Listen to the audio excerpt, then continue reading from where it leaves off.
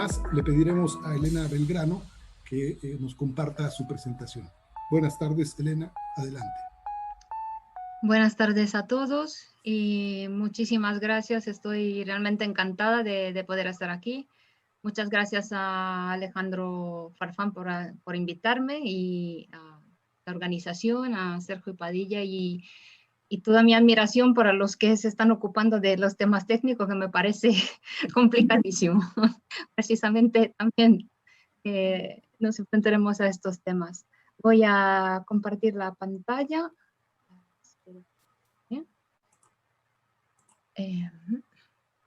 ¿Estáis viendo algo? Sí, claro. Ya. Vale, perfecto.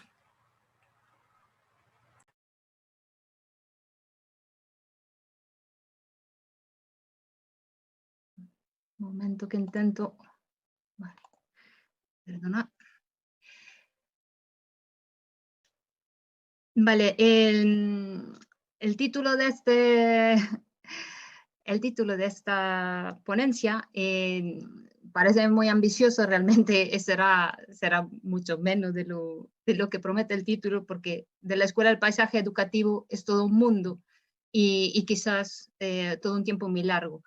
Las nuevas relaciones entre casa, escuela, ciudad y naturaleza es obviamente imposible de abordar su conjunto, pero intentaremos dar alguna pequeña pincelada de conceptos que pueden servir de la observación y de la reflexión sobre esos temas para buscar herramientas que puedan servir en las prácticas, después que quizás son las que nos interesan. Intentaremos entonces, yo tengo un problema, perdón, no sé si... Vale. Okay. Bueno, intentaremos ver cuáles son los conceptos analíticos necesarios que nos pueden servir para analizar el espacio educativo en el contexto urbano. Cuál es la situación en general de los espacios educativos, en este caso en España, y cómo están siendo impactados por esta crisis sanitaria económica. Y cómo se relaciona la situación de los espacios educativos respecto a las acciones que se están tomando a nivel urbano. Veremos muy poquito el caso de Lugo, que es donde estoy viviendo en Galicia, y cuáles son las vías posibles y alternativas que se están abriendo frente a un paisaje bastante desolador, como veremos, en los ámbitos educativos, que puedan comportar cambio a nivel de gestión de los espacios públicos. Vamos a ver cuáles pueden ser los conceptos de espacios públicos que puede ser necesario manejar. Metí esta foto que encontré de Miguel Braseli, artista de Venezuela. En este caso es en Artishock, la revista de arte contemporáneo. Me pareció muy, muy interesante su trabajo, os invito a verlo, hecho con los estudiantes de arquitectura de primer año. Como una toma de conciencia del cuerpo en el espacio. Vamos a ver cuáles pueden ser algunos de estos temas. El espacio, el concepto de espacio como utopía y como cronotopo. Entendemos un lugar, por espacio, un lugar relacional, siempre dinámico, siempre temporalmente connotado, siempre ocupado por significado en negociación, que pueden ser en sintonía, en conflicto o en diálogo. Sobre todo es importante y es relevante este concepto porque el espacio nunca es vacío. ¿Vale? Ahora que estamos hablando de distanciamiento social, el espacio que nos separa es el mismo que nos une y siempre está cargado de significado. El cuerpo que aprende en el espacio en relación con el entorno y con los otros cuerpos. Siempre se supo, bueno, ya hace mucho tiempo que se supo, mucha pedagogía lo pregonan, que sin esa emoción no hay aprendizaje. Sin embargo, hoy no solo se sabe, sino que además lo tenemos como probado científicamente por las neurociencias. Francisco Varela, un investigador chileno que está afincado en Francia, afirma que el conocimiento depende de la clase de experiencia que tenemos gracias a un cuerpo dotado de capacidades sensoriomotrices, involucrado en un contexto biológico, psicológico y cultural. Y de esta experiencia es donde emergen las estructuras cognitivas. Esto es porque es relevante. Es relevante porque ahora se nos está, en parte, negando la experiencia, esa parte experiencial. y relacional. ¿Cuál es la relación entre el espacio interior y exterior? El concepto de aula, donde se desarrolla la mayoría del aprendizaje, aula viene de una palabra latina, que a su vez deriva del griego. El aula no era una habitación cerrada, sino que era el espacio exterior, un patio, en el que se realizaban las ceremonias o se desarrollaba la enseñanza y el aprendizaje. Era un espacio intermedio, un espacio de frontera, que en la frontera, es en la frontera donde pasan las cosas interesantes, muchas veces. Una conexión entre lo privado, lo totalmente privado y lo totalmente público, un espacio en el margen.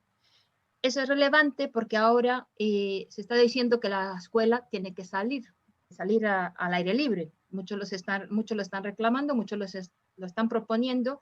Sin embargo, aquí que las escuelas han reabierto totalmente hacia adentro. Incluso los propios espacios, digamos, comunes, no se están utilizando. Se desarrolla toda la actividad en el aula, incluso se come en el aula entendida como la entendemos hoy.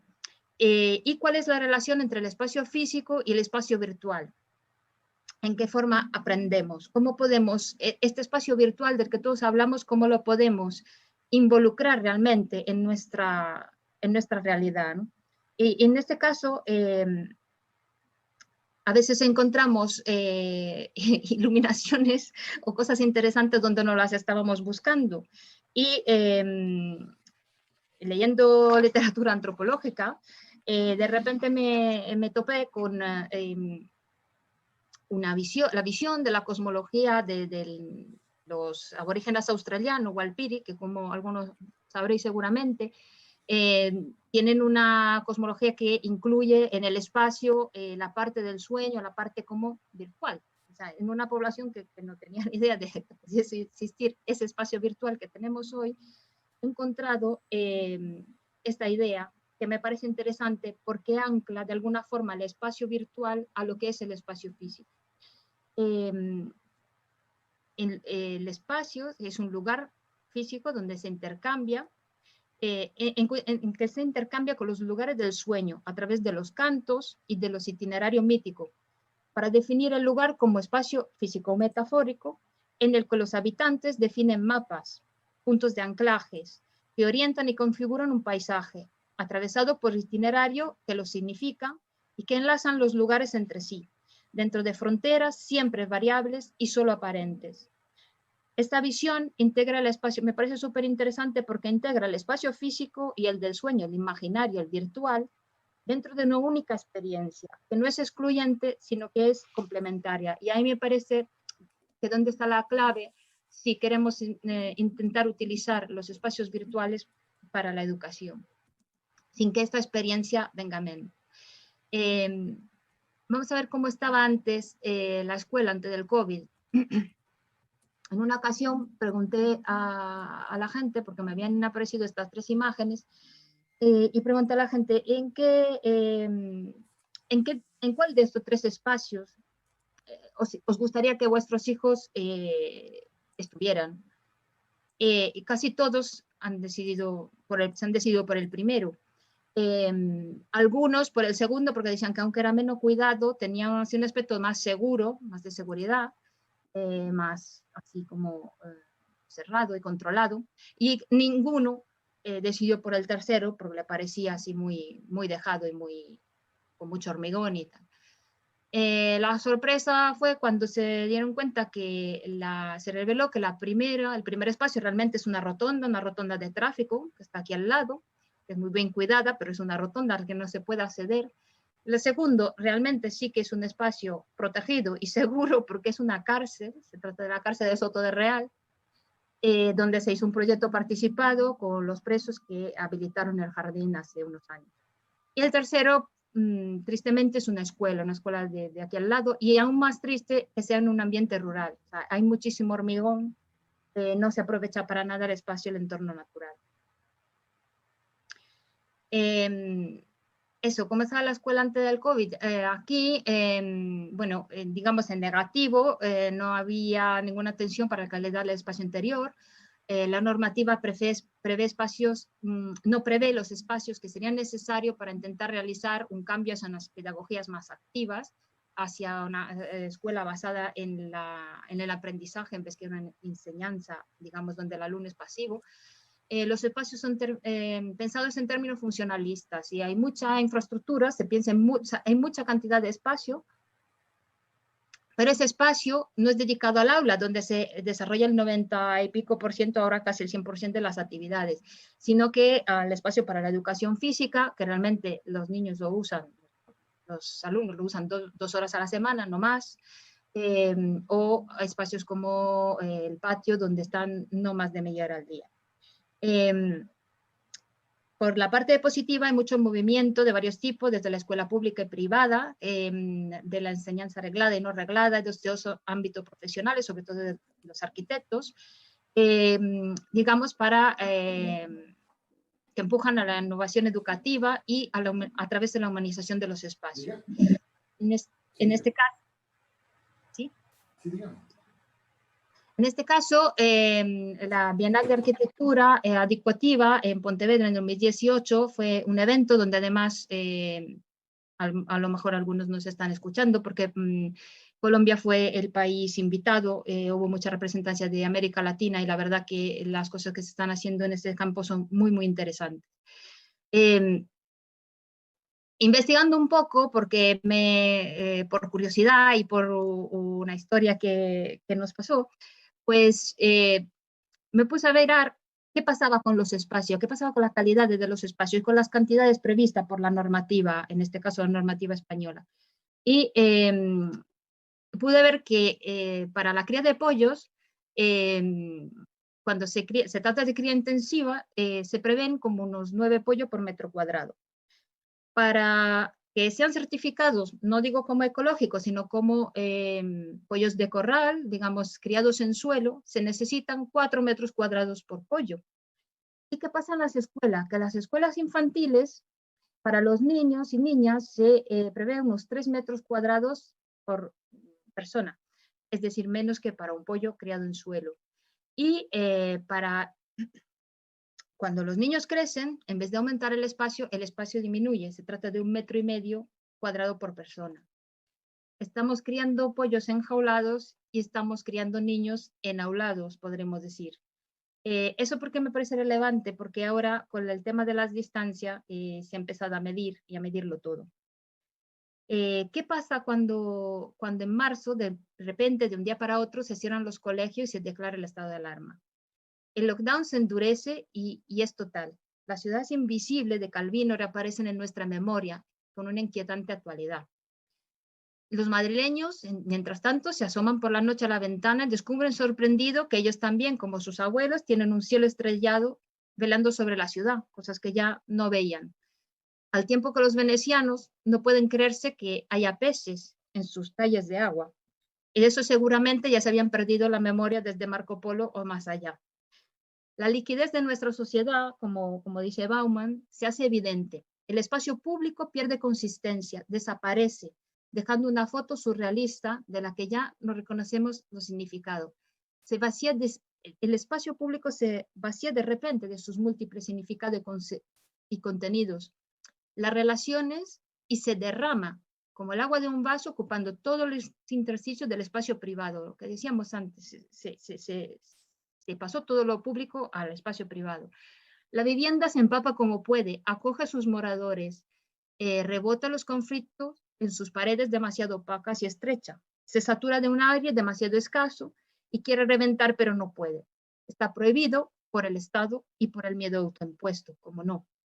La vivienda se quiere reinventar, pone a disposición hasta sus últimos resquicios a unos habitantes ingeniosos que de repente le dedican toda su atención, pero se hace evidente sus límites y la capacidad de respuesta.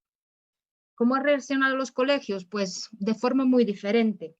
Realmente los ha tomado de total sorpresa, con lo cual la impreparación ha hecho que algunos docentes se hayan dejado la piel intentando el online, la vía online, otros ni lo hayan intentado, otros simplemente la habrían querido pero no han podido. Se ha usado mucho el WhatsApp, se han inventado de todo, la verdad que, pero hubo muchísima diferencia entre, me imagino que haya pasado eso en todos los sitios. La brecha no es solo digital, y la brecha no es tampoco solamente socioeconómica. Hay casas, digamos, privilegiadas, donde hay varios ordenadores, que de todas maneras no eran suficientes, porque a lo mejor hay 2 o 3 hijos y hay 2 ordenadores en casa y los adultos tienen que trabajar y los niños tenían que estar cada uno conectado con sus cosas y no era simplemente posible. Las brechas aumentan y son de varios tipos, son multidimensionales. De repente se dan cuenta de eso y se ordena de no seguir con el programa, se ordena de no seguir adelante. Se ha retomado el programa ahora a partir de septiembre para no aumentar esa desigualdad. Las herramientas son insuficientes, no hay formación docente, la falta de presencialidad destapa los límites y sobre todo para los más jóvenes. Puse esta foto así como provocación porque la verdad que a veces hubo mucha queja también de la imposibilidad real de esto del trabajar en casa y estudiar los niños al mismo tiempo. Realmente fue un fracaso, pero no fue solo un fracaso, también debe de ser un aprendizaje. ¿Cómo se ha preparado la vuelta al cole? Pues se prepara, bueno, siguiendo un poco las recomendaciones de la OMS y que iban cambiando, además, y después prefigurando un poco el escenario que se iba a presentar. Y se prefigura de una forma en la que realmente lo que se hace es empezar a quitar cosas, a quitar... a tapar, esto es muy físico, ¿no? Tachar esto, tachar lo otro, esto no lo puedo usar, esto tampoco, esto está ahí, pero lo quito o no lo voy a poder utilizar. Digamos, se va renunciando a cosas. Aún así, aquí viéndolo de colorines, no parece tan terrible. Sin embargo, cuando la vuelta al cole ha reempezado y además ha sido de forma obligatoria, con mucha polémica detrás a nivel político y a nivel social, ¿qué pasa? Que salen los protocolos de las comunidades autónomas. El primer día me parece que se hablaba me parece que fuera el caso de Argentina, donde se hablaba del tema de demasiada centralización. En este caso, los problemas en muchos casos han venido de demasiada autonomía a las comunidades autónomas, porque realmente cada autonomía ha tomado caminos bastante diferentes. Las propuestas iniciales, que eran grupo burbuja de máximo 15 niños, posiblemente en espacio bien ventilado al aire libre y sin distanciamiento social dentro del grupo burbuja, es decir, sin tapaboca y sin distancia, se ha ido esfumando porque se ha visto simplemente que los espacios escolares no respondían a eso. Los protocolos, cuando salen los protocolos ya es el caos, además salen a pocos días de la vuelta al cole. Entonces se sube la ratio porque no había otra manera, se reducen las distancias, desaparece en muchos casos el privilegio dentro del grupo burbuja porque son demasiado grandes, entonces hay que usar tapaboca y además no pueden ser burbujas realmente. Con lo cual el tema de los niños estar con la mascarilla puesta todo el tiempo. Hay protestas, hay protestas por parte de las familias, por parte de los colegios, pero el enfoque mayoritario es desde el miedo, desde no queremos mandar a los niños a escuela o los profesores que no quieren entrar en el cole, o incluso se ha llegado a proponer en esta comunidad autónoma, en Galicia, se ha llegado a proponer la mascarilla a partir de los 3 años, el tapaboca, cosa que obviamente se ha visto que no es viable, no tiene ningún sentido. La salud se entiende, que es la parte que es más grave de todo esto, que se entiende solo a nivel biológico y físico. El resto no se admite. La salud emocional, de la salud emocional no se quiere hablar. Esta ha sido la vuelta al cole más incierta desde que se recuerde, desde luego. Empiezan los coles y se empiezan a ver imágenes que tanto en China como en el resto de Asia, como en muchos sitios, como en España, pueden ser muy parecidas.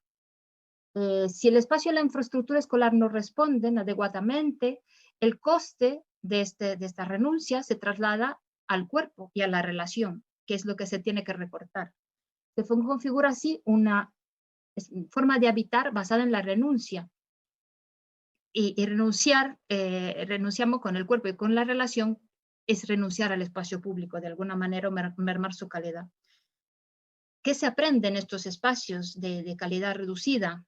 ¿Cuál es la emoción dominante? Parece ser el miedo o la distancia, realmente la distancia no solo física. Hay una distancia emocional muy grande. ¿Qué es esto? ¿Qué es este escenario? ¿A alguien le gustaría comer en su casa con una silla al lado, girada encima de la mesa, ¿no? ¿Cómo se siente una persona, un niño, muchas horas al día en este estado? Y cuando vimos esto, ya yo sinceramente lloré. O sea, cuando vi esto lloré. Y pensé que no iba a mandar a mis hijos al cole, ¿no?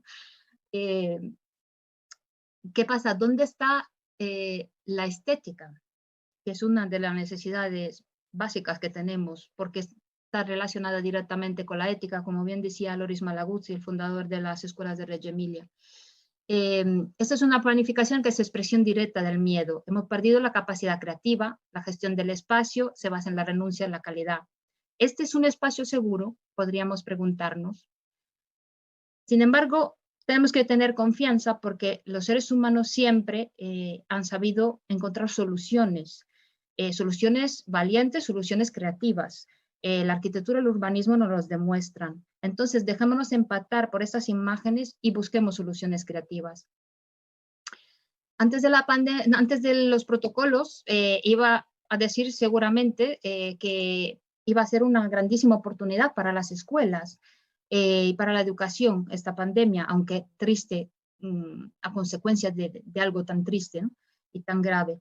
Sin embargo, o sea, pensábamos que, bueno, ahora las escuelas tendrán que cambiar, tendrán que salir al exterior, tendrán que hacer todas las cosas que ya decíamos antes que eran buenas, recuperar la relación con la naturaleza, con la ciudad como espacio educativo, porque tienen que hacerlo a narices, no les queda otra. Sin embargo, no está pasando. Pero dejemos un momento de lado los coles para ver lo que está pasando a nivel del resto de la ciudad. Si hay esta inercia también en el resto de la ciudad o no. Y en general algo se está empezando a mover. En Lugo, en la ciudad de 100.000 habitantes, casi 100.000 habitantes menos, de entrada, enseguida se peatonalizaron calles, varias calles, salieron en los periódicos y tal, y se hizo de un día para otro. Realmente para facilitar el paseo, sobre todo para facilitar que los bares tuvieran terrazas, los bares y los restaurantes, una de las industrias más importantes en Lugo. Parece raro, pero es así. Aquí se come muy bien. Además, Lugo tiene una muralla romana, que es, ha sido su punto débil por mucho tiempo, pero también ha sido su punto fuerte. Y podemos de alguna forma aprender una lección urbanística de la muralla romana, porque, bueno, es una de las únicas murallas completamente conservada en el mundo.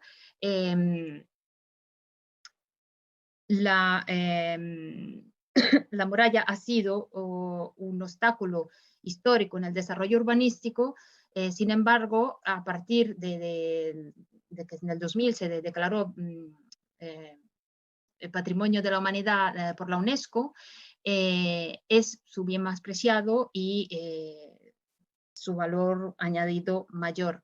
Además, desde 2015, como estamos en la vía primitiva del Camino de Santiago, se añade todo el recorrido de la muralla, porque por encima es un paseo completo de 2,5 kilómetros, y se añade como parte del Camino Primitivo de Santiago. Y ha sido uno de los espacios urbanos obviamente más utilizado en la desescalada. De hecho, bueno, es una zona nevrálgica también, pero también es la zona, digamos, el foco principal. Se usa eso para reivindicaciones también, obviamente aquí es una reivindicación del ámbito rural por el precio de la leche. En El Progreso, que es el periódico local, se anuncia que se cerrará el carril de la muralla para facilitar los paseos. Y efectivamente, esto fue muy utilizado. Es un cierre temporal, provisional, pero que desde el principio se anuncia, sobre todo uno de los partidos políticos que está en el gobierno de coalición del ayuntamiento, pues se anuncia que esto será definitivo, que se utilizará siempre, que se establecerá así. Sin embargo, es verdad que se utilizó muchísimo en el encierro, bueno, en la desescalada, pero cuando se reincorporó la gente al trabajo, realmente quedó casi desierto, como dice como bien dice este artículo. Entonces, se establece que con la vuelta al cole, sobre todo, será necesario volver a abrirlo al tráfico. Sin embargo, no obstante eso, se acaba de anunciar la aprobación de la peatonalización completa de un tramo, el tramo de la Mosquera, que es esta construcción, que es uno de los torreones de la muralla, que se dice que es la parte original, tenía 2 plantas superpuestas más, y es un poco el símbolo de Lugo, de hecho está en el símbolo del ayuntamiento y eso.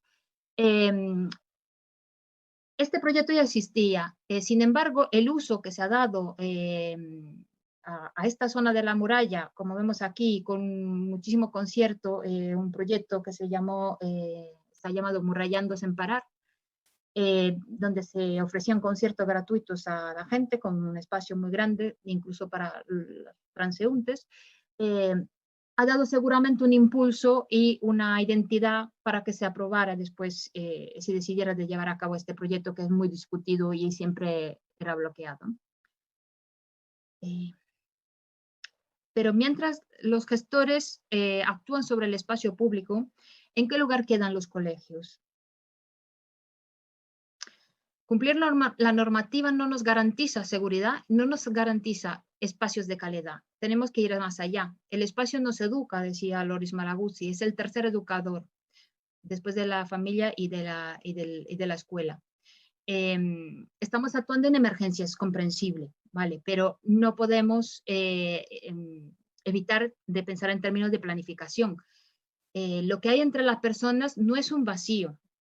No, esa distancia social no es nunca vacía. Tenemos que tenerlo presente cuando planificamos, cuando pensamos cómo organizar el espacio.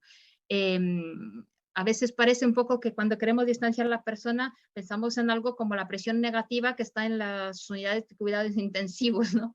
Y eso en la naturaleza no existe. No podemos vaciarlo, pero podemos llenarlo de significados. Si es verdad que de esta crisis todos saldremos aprendiendo qué es la lección para la escuela, qué ha aprendido la escuela. Es necesario volver a reconciliar el cuerpo con el medio para permitir realmente el aprendizaje, un aprendizaje de calidad, con todos los sentidos, con esa experiencia que decíamos antes, experiencia también física y emocional. El espacio abierto, desde luego, es el más seguro. Cuanta más naturaleza incluye, más seguros estaremos. Se están multiplicando los estudios en este sentido. Nuestro sistema inmunitario, además, se debilita gravemente en un ambiente demasiado aséptico, demasiado desinfectado, cerrado, sin solamiento y con distanciamiento social. Nos olvidamos a veces que los otros no son solo el enemigo, no nos aportan solamente el microbio del COVID, sino que el virus del COVID, sino que nos aportan toda una serie de otros microorganismos beneficiosos que necesitamos.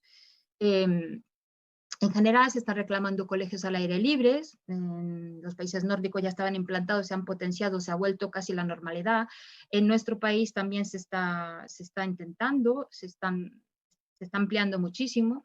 Veremos al final un momento la material que están publicando, que es de utilidad también para todos los colegios. Los colectivos y grupos de profesionales que ya apostaban por la innovación y humanización de la educación retoman con fuerza sus procesos, sus propuestas. Arquitectos, docentes, artistas, antropólogos están proponiendo proyectos y a veces en conjunto. De momento, la inercia y esta vuelta al cole tan complicada no deja tampoco espacio, no solo la voluntad política que está fallando, sino que también es incomprensible que aún no haya espacio, pero los niños están pasando este tiempo en una escuela que es la que hemos visto, ¿no? ¿Qué propuesta de reformas educativas pueden tener impacto en la arquitectura y el urbanismo? Por ejemplo, lo de las escuelas de la naturaleza que decíamos, no solamente por las escuelas que realmente se trasladan a la naturaleza, sino por las colaboraciones que se están instaurando entre estas y las escuelas que quieren intentar salir más y aprender a salir más, porque sacar el aula al patio o a la ciudad o a un bosque no es lo mismo que coger los pupitres y sacarlo fuera. Hay que reinventar toda la educación. Lo mismo pasa cuando queremos llevar la enseñanza y el aprendizaje a las redes. Tenemos que repensarlo, no es desplazar y ya está. Hay que repensarlo todo. En este sentido, hicieron unos estudios muy interesantes también sobre precisamente las medidas preventivas del COVID. También tenemos o la escuela que va a la naturaleza o la naturaleza que va a la escuela. En este caso, este es un proyecto italiano, el proyecto EDEN de la Universidad de Bolzano, impulsado por Beate Weiland, que trabaja en proyecto participado sobre estos temas con las escuelas. Es una pedagoga y trabaja junto con arquitectos. Aquí no solo se ha intentado amabilizar el ambiente interior, sino que hay todos unos estudios soportados por la biología, de plantas que son capaces de purificar el aire interior, producir oxígeno incluso en las horas nocturnas. Son plantas de interiores que a veces tenemos en nuestras casas. Y además los propios chavales las llevan, las familias están involucradas, las cuidan, y eso crea toda una serie de aprendizajes además. O las reformas participadas de los patios del colegio. En este caso tenemos aquí el ejemplo del patio de Almodóvar, es previo a la pandemia, pero se están retomando estos ejemplos positivos. Pasar de esto a esto, y además a través de la participación de toda la comunidad educativa, significa crear un espacio educativo en el patio, y conectado con la naturaleza y conectado con la ciudad y con el barrio. El patio es una nueva aula. El patio es el catalizador entre el espacio escolar y el espacio urbano a través de la participación de la comunidad educativa. Es un dinamizador urbano a la escala barrial. El patio es el prototipo, puede ser el prototipo del espacio seguro. Y la educación basada en el lugar, bueno, que viene de la tradición americana, pero que digamos que hay ejemplos que, aunque aquí no conozco ejemplos directos de esto, pero sí que hay proyectos como el proyecto Terra, que os invito a mirar, de la Xunta de Galicia junto al Colegio de Arquitectos y Arquitectura Sin Fronteras y una serie de otros organismos. Tiene un material súper interesante para utilizar el territorio, el patrimonio y el patrimonio ambiental y histórico y arquitectónico para la educación. Ya llevaba mucho tiempo y ahora entiendo que proyectos de este tipo se tienen que potenciar. Este proyecto de maestra de obra, que se ocupa de reforma participada junto a la comunidad de espacios educativos, que ya estaba existiendo, organizado por el Sistema Lupo de Coruña, y siempre el Sistema Lupo